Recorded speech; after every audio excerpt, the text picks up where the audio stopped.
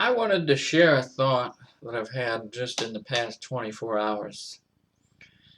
And pretty sure I'm right, but I just want to present this to you. There's a great deal of positive thinking related to socialism today. Members of my family are,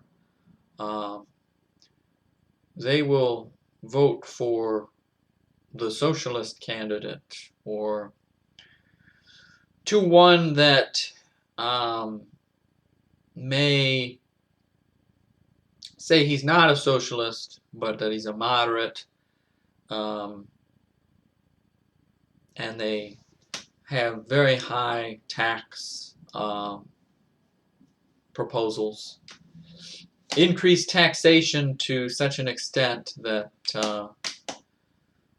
why would a wealthy person live here, if taxes are so high? And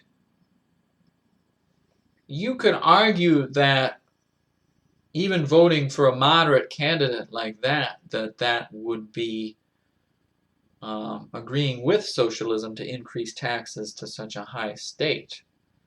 And versus low taxes, what does low taxes do?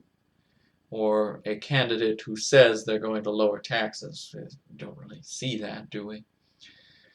They say they're going to lower taxes. If they do, what does that do? That gives less money to a government power and more money in my pocket and in everybody's pocket. So anyway, I just wanted to present this as a very simplistic argument against socialism. I'm going to Exodus chapter 20, verse 15. You know what it says there? It says, "Thou shalt not steal." Steal. That means taking something that's not yours. It also indicates a declaration of property rights, that somebody actually owns something, I hear that a lot at our Bible studies. My aunt talks about her family members who are openly saying how Jesus was a socialist. It's clear, Jackie. You just don't get it. You just don't get it, Jackie. Okay. He was a socialist.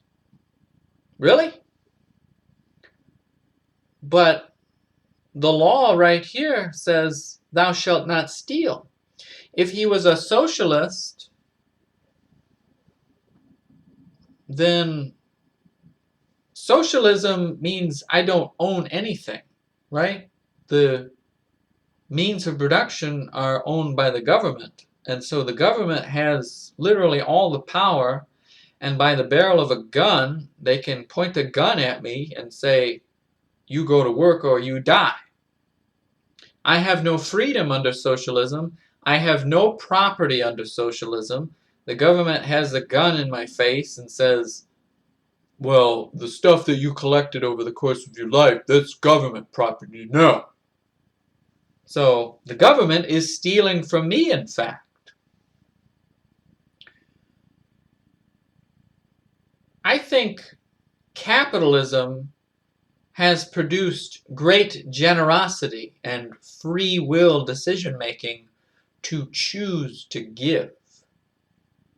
I think the whole emphasis of the entire Bible and the choice in true capitalism — we don't have true capitalism today.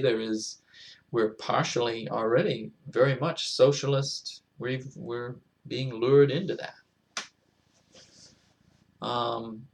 But I think Christ gives us a free will choice to choose Him or not. Choose this world. Choose Satan. That's what this world is. It's Satan. Or a lot of the things in it, anyway. But it all revolves around property. If I choose this socialist president coming up here that wants to increase taxes, if he's increasing taxes to a ridiculous amount, all the wealth that has been generated in this country will move away. And then there will be no wealth, and then all the poor people will all kill each other. I mean, I think that's really their plan, really. But with capitalism, if we lower the taxes and allow rich people to stay here and create their jobs here, doesn't that create a job for a lowly scumbag like me so that I could get into a boring factory job? Or maybe it would increase pay for everyone if the standard of living, if the standard, the very bottom, the bottom standard of our entire society, if the bottom is lifted up because of the success of the top is making so much money and enjoying so much prosperity, they can make things that were expensive before, they can make them cheap. Look at television sets, right? The technology has increased exponentially so that now everyone has access to television, cell phones. That's a good example of the success of capitalism. And you own that thing, okay? That's an indicator there that God does want you to own something. Thou shalt not steal. If God was a socialist, he wouldn't care about it. He'd just be like, oh, whatever, bro. You can take that guy's cell phone. He's a bigot anyway. You should take it. Right? I don't think God's like that, though. I think God is saying that you do have property, and this is yours.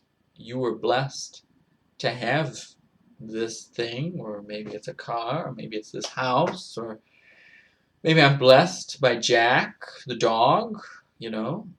He's my property. I mean, not to say it, in a bad way or anything, but he is my dog. I don't want somebody to steal my other dog, a little baby Maltese that just is very sweet, I don't want some lowlife to come in and steal him. But see, under your thinking that Jesus is a socialist, well, that dog should be shared with everybody else, okay? You don't have property rights to that dog, okay? God is a socialist, okay? It's clear. I read my Bible. Then the other verse that I want to look at is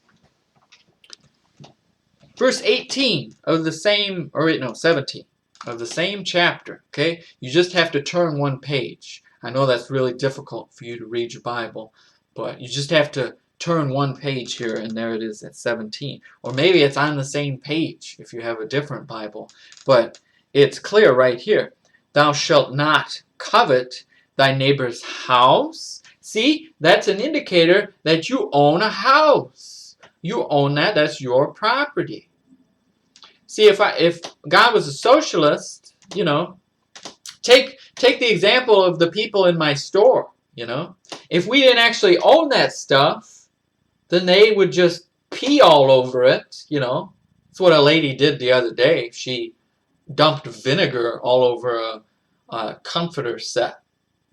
That's how these socialists like to do things, They respect property. So you want your socialist utopia, but then you see the beginnings of that process, the disrespect of property. What occurs? We get vinegar all over comforters and other bad stuff. We get all these riots today, you hateful bigot, Riots and stealing and burning stuff down. Let's read on of verse 17. Let's make it abundantly clear that God isn't a socialist and that he does have property rights. And there's other verses. I didn't want to spend enough time to go look at all the specific verses regarding property rights, but there's a lot more if you want to do the extracurriculars and look those up, because I think it's pretty clear that thou shalt not steal. You're not supposed to steal. That's God's law. Yes, we're under grace, but you don't see Christ stealing. He borrowed a donkey, okay? He gave it back, though, okay? Don't get me on that one. I know that's what you're trying to do. Well, that's what socialism is. We're just borrowing it. I'm just borrowing your dog, okay? I'll give it back. Yeah, bullshit. Bullshit. Don't give that dog back. You take that dog and I don't know what you'll do with that dog. Thou shalt not covet thy neighbor's house. Thou shalt not covet thy neighbor's wife. See, under socialism, anybody can just have sex with my wife, right? She's not my property anymore, right? It's not property in that sense, right? It's, she is mine, but I am also hers. I am her property now.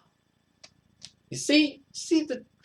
But socialism, oh well, everybody can just line up and have sex with her, right? She's not anybody's property. There's no property under socialism, so you hateful bigot. Vote Biden.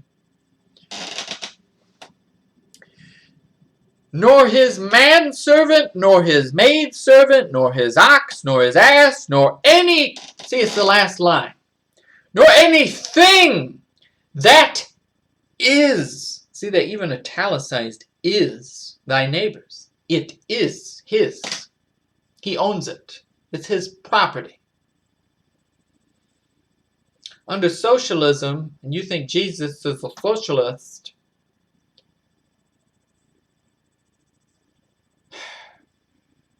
you just don't get it. You don't apply it how it should be applied. True capitalism lifts up the bottom. It lifts everybody up. I am not a very important person. I don't have a very amazing job, I don't have a lot of money. I don't do a lot. I don't want to control the universe. I'm not Lex Luthor or anything, I don't. But the average American today, even you poor people, anybody. I guess I'm a poor person. I don't know. But I'm blessed with God. I'm thankful for what he gives me. And I don't take that for granted. I'm grateful for anything. I'm grateful for food today, Thou shalt not steal. It's indicative. That's really the only point I wanted to make. I didn't want to get into being a jerk, That's what I was. I was a jerk just now. Sorry, I don't mean to be a jerk, but it breaks down the Jesus is a socialist argument immediately. Just immediately. It's done. There's no argument now. Yes, we're under grace, but that doesn't mean we're all socialists now, I think Jesus wanted us to use what he gave us for his glory. And I'm not defending the super rich under capitalism, I don't think a super rich person is going to make it into heaven either, But I think we use what he gives us for his glory. And capitalism can produce the generosity that the government can't provide. I think if you gave more power to the churches, if you gave more money, if you got rid of a lot of the taxation, got rid of a lot of these worthless government programs that are strangling people, you gave more money to me, I'd help people out more, I'd be more willing to give. But that assumption about socialism, Jesus is a socialist. He fulfills the law. You don't see Jesus stealing. It's not stealing though, Alex, because it's community property now. See, your wife is mine now. Yeah, this gun here. This gun is community property, isn't it? And I don't have to worry about any kind of laws now under socialism, right? And this gun and these bullets are community property too, huh? See, isn't that the worst way to end my video? I'm sorry. Terrible. It's just, Jesus is not a socialist. God is not a socialist. He wants you to, yes, he wants you to be generous. He wants you to help the poor. It's all in there. And I don't think the super rich are saved. You give out Christ in whatever way you can. And if he gives you more resources, you should use those resources to the best of your ability to hand out Christ more. And your life should testify of him more. Most Christians today aren't Christians and aren't saved. But these idiots calling Jesus a socialist, you're in the wrong boat too, buddy. Thou shalt not steal. Indicative of property. God wants you to have property. He wants you to own things. He doesn't want other people to steal them or covet them. I don't think Jesus is a socialist, because under socialism, well, that's my wife too.